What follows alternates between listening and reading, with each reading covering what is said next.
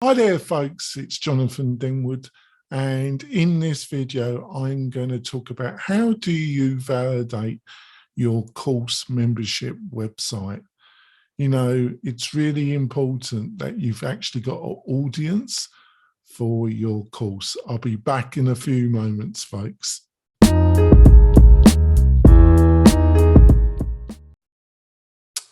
I'm coming back. So how do you validate, and have you validated that there is actual demand for the course that you're thinking to do for your first membership website?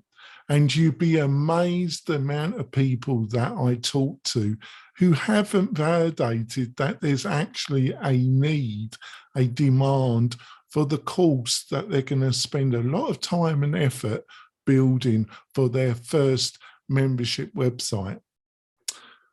I know, I'm not talking about that they don't have the experience in the subject, that they don't have the knowledge that would be valuable to their audience, but is there a demand for what they're planning to produce?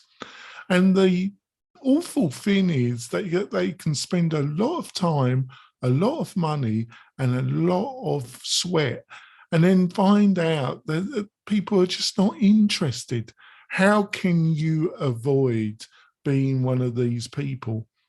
And just before I go into the main steps that you can take to avoid this unpleasant situation, is the other thing is that a lot of people get totally engrossed in the platform, the research, the endless web articles, the endless tries to find the perfect platform to build their course on.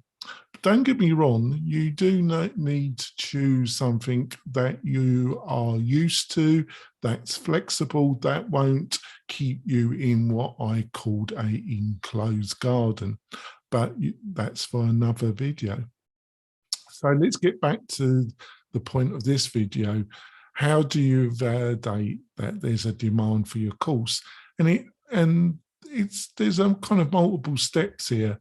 The great news is you got the internet. And what I mean is, have you joined Facebook groups or other groups on Slack, Facebook, other platforms?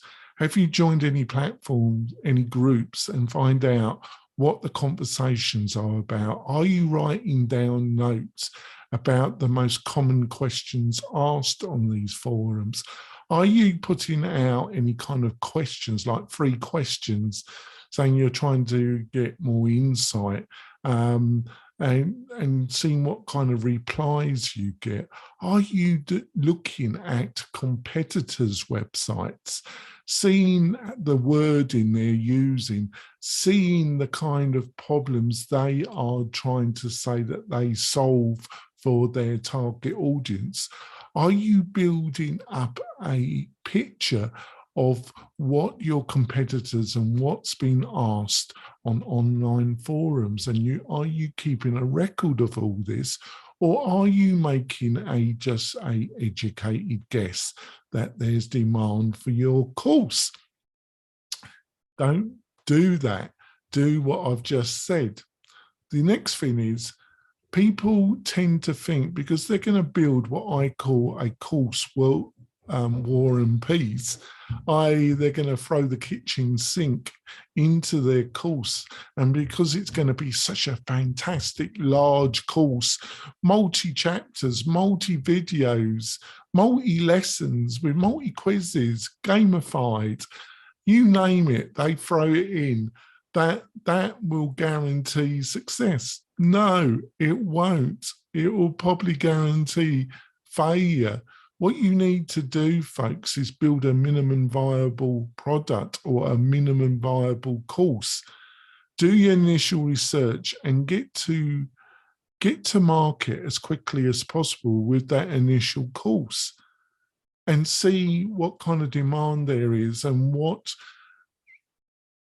response you get from the course. If there is a demand, people will be vocal about what other areas that they want to know more about, what what lessons, what courses, what new content they would like you to produce, especially if they're paid some money with you.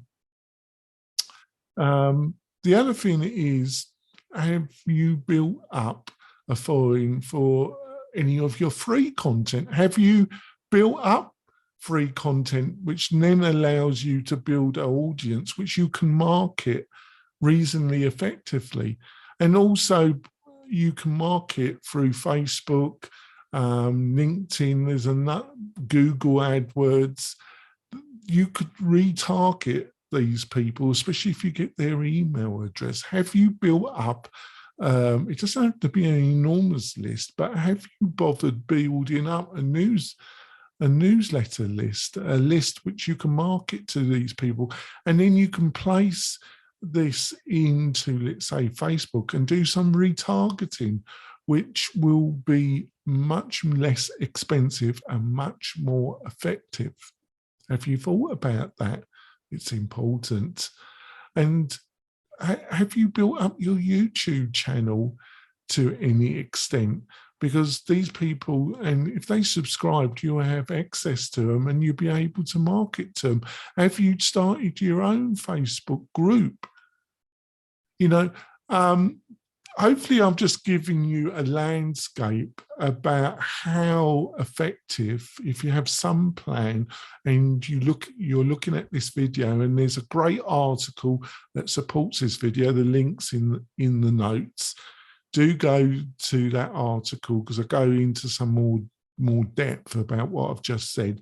But hopefully this video will make you think and see that as long as you've got some strategy, you can avoid spending a lot of time, a lot of money, and then getting very disappointed. I'll see you soon, folks, with another video that hopefully gives you some great insight and advice how to make your online course a success. I'll see you soon, folks. Bye.